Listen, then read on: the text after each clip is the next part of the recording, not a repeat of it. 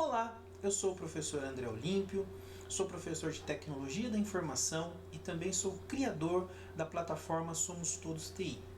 E hoje eu venho aqui gravar esse vídeo para responder uma pergunta que muita gente me faz sobre um assunto que gera muita dúvida, que muita gente tem dificuldade de entender.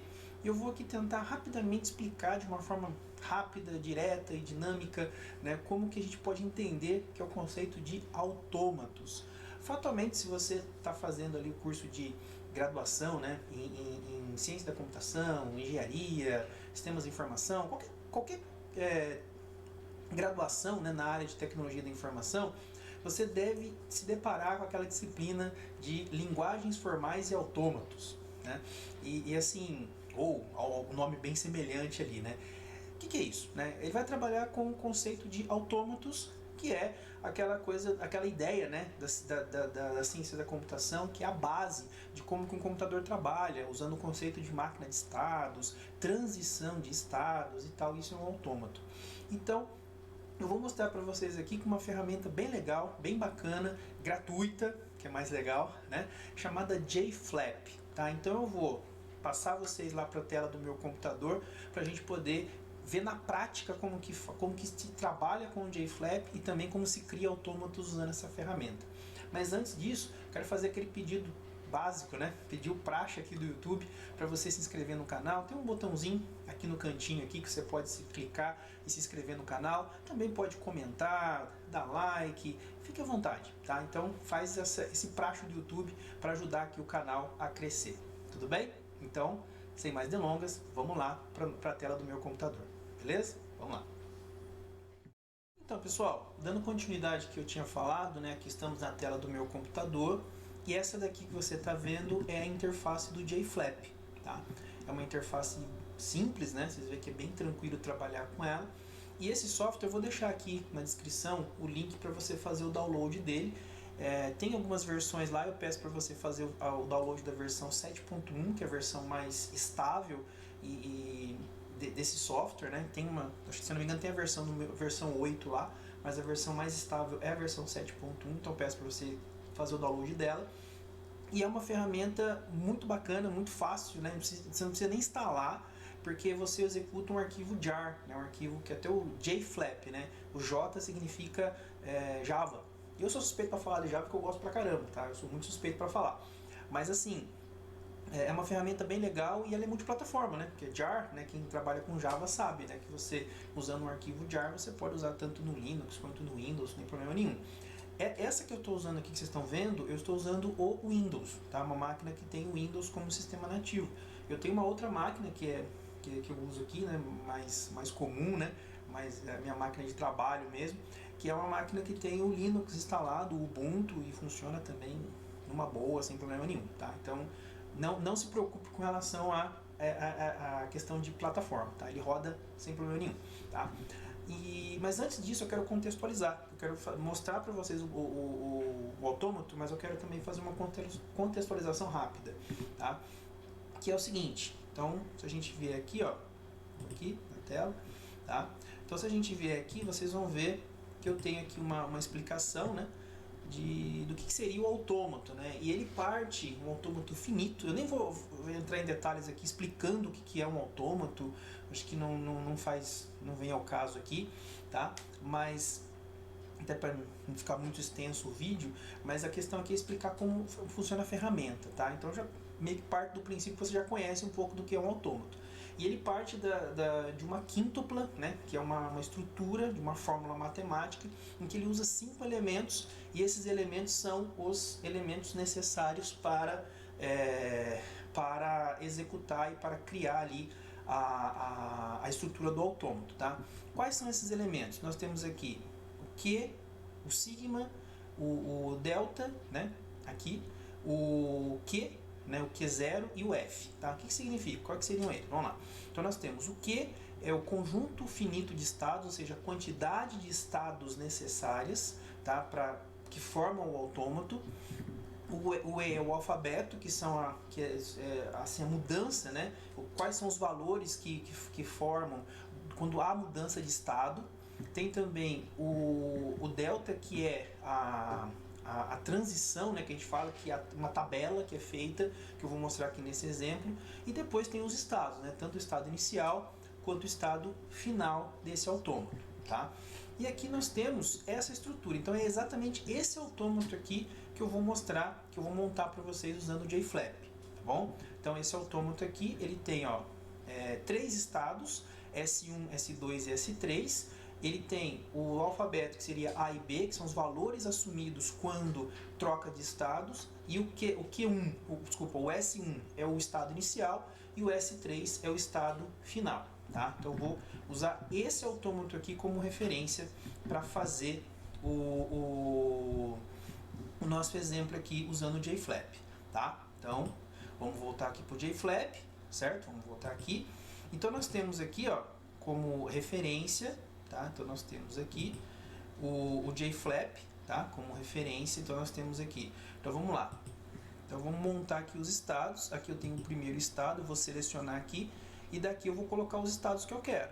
Então aqui o estado, aqui, aqui. Então são 3 estados, né? S1, S2, S3. Como que eu faço então? Criei os estados aqui, basta fechar aqui, voltar aqui e eu consigo depois alterar o nome de cada um deles, tá? Então se eu clicar com o botão direito do mouse aqui, eu consigo definir se ele é final ou inicial e também consigo mudar o nome dele, tá? Então se eu vier aqui em Set Name, tá? Eu consigo mudar o nome dele aqui, tá? Aqui apareceu um dizer aqui do JFlap, foi que eu cliquei no Help antes de começar esse vídeo, tá? Então eu vou colocar aqui, ó, S1, belezinha, tá? S1, aqui eu vou fazer a mesma coisa, tá? Vou chamar de S2, tá? E aqui S3, tá? Feito isso, eu vou chamar aqui, tá? Eu vou definir quem é o inicial, quem é o final. Então, pelo aquele exemplo que eu mostrei, tá? Olha aqui, ó. Pelo exemplo que eu mostrei, então nós temos, ó, o S1 é o inicial e o S3 é o final, tá? Então S3 é o final, tá? Então vamos vir aqui com S1 e S3, tá? Então vamos lá.